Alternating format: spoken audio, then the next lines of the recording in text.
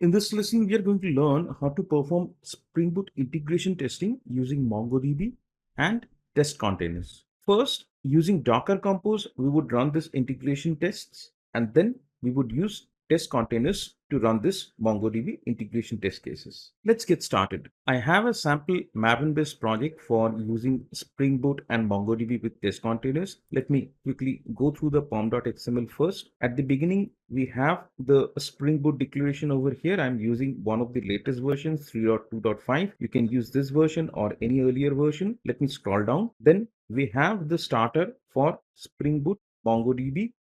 Then for test, and I'm using the test containers bomb. I have the test containers dependency for MongoDB for JUnit Jupyter, and then I'm adding the logging related libraries like Logback Classic. Going to the application, we have typical structure, model, repository, and services.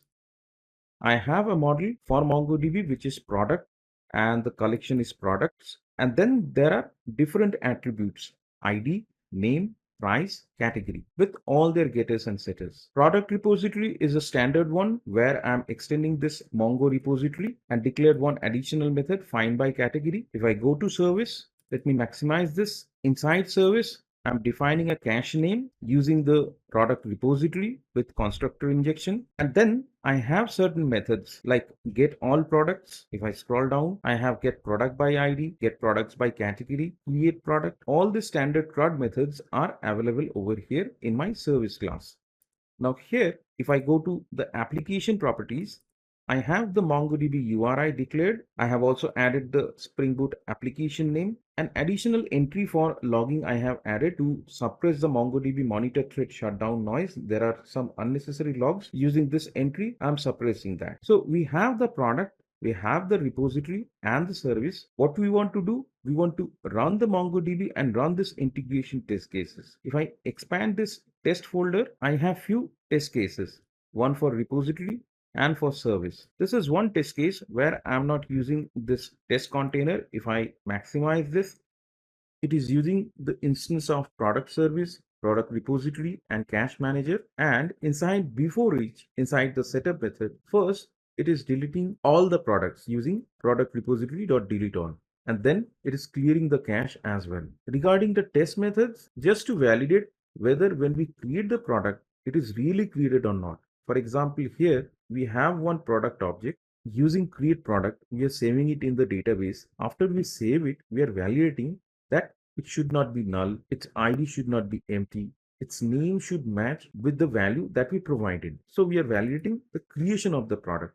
Similarly, if I scroll down, the second method here, we are validating whether we are able to find a product by ID and whether the caching is working or not. Initially, we are saving a product into the database based on the value that we provided over here in the first line. Then after it is saved, we are querying the database by ID by supplying the ID over here and validating whether we receive the object back or not. And later on we are validating whether the caching mechanism is working properly or not. One important thing over here, if I go up a little bit, if you notice this method get product by ID, and if I go to the code inside the service class, we have this annotation cacheable. So using this, first it would search for the cache. If it is found in the cache, it would return directly. Otherwise, it would fetch it from the database, cache the result, and then return it. So if I go back to the test class, first time when we are just saving the product, we won't get it from the cache. But second time, if I scroll down here, we would be getting it from the cache.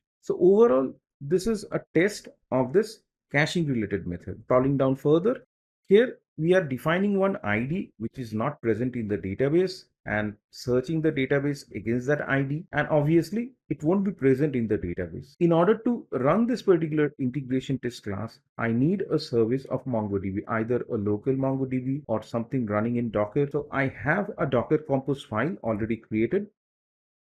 This is the one. Here I am using the image mongo colon 4.4.2, exposing this particular port 27017 and naming the database as testdb. First, I'm going to run the service from this Docker Compose by running Docker Compose up from IDE. It's pulling the MongoDB image.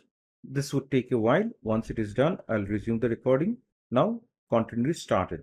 Going back to this test class, let me run all the methods together, all three of them. Run product service IT integration test.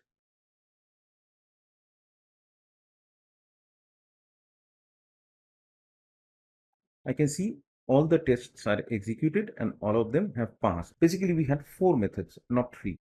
Now, this same test methods we are going to run via test container. Same logic what we had in product service IT is present in product service container IT. The only difference is we are not going to use Docker Compose over here. We are going to use this container, MongoDB container. We have taken the support of this MongoDB module from test containers. And here we are using @test containers, this annotation, and also @container, so that entire container lifecycle management is done by the test containers. Inside this particular method, set properties, where we are using @dynamic property source annotation, so that we can set the URI from the container over here. And if I scroll down, rest of the logic is more or less same.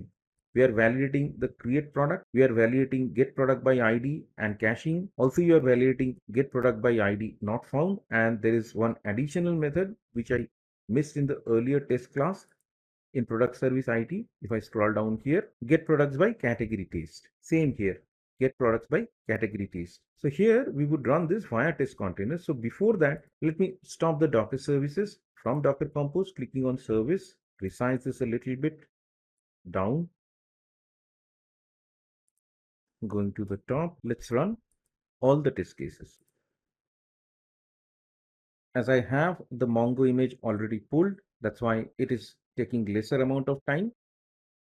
Now all the 4 tests have passed. Now here we use this added Spring Boot test. Additionally, just for test purpose, I have added another test case over here, another test class rather, just to test the repository. And here also we are using the test container. If I maximize this, instead of the Spring Boot test, here we are using data Mongo test annotation, and rest of the stuff is almost same. We are creating one MongoDB container. We are using this dynamic property source for passing the Mongo URI. And if I scroll down, I have a single method. We are just testing that find by category is working as expected. Initially, we are saving 3 products with specific categories. First 2 are furniture, the last one is electronics, and we are validating that when we search by this particular category, we are getting 2 products, and for this one there should be 1. Let me just run this for test purpose.